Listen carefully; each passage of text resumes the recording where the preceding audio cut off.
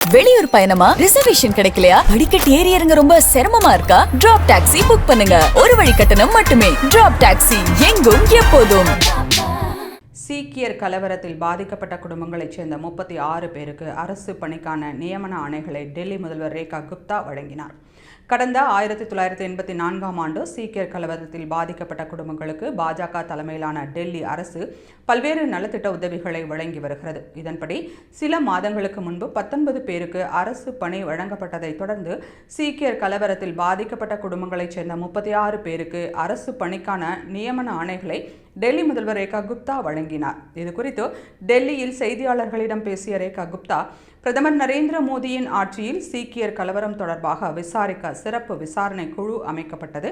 கலவரம் தொடர்பான வழக்குகள் மீண்டும் விசாரிக்கப்பட்டு குற்றவாளிகள் சிறையில் அடைக்கப்பட்டனர். டெல்லியில் ஆளும் பாஜக அரசு சீக்கியர் கலவரத்தில் பாதிக்கப்பட்ட குடும்பங்களுக்கு பல்வேறு நலத்திட்டங்களை செயல்படுத்தி வருகிறது.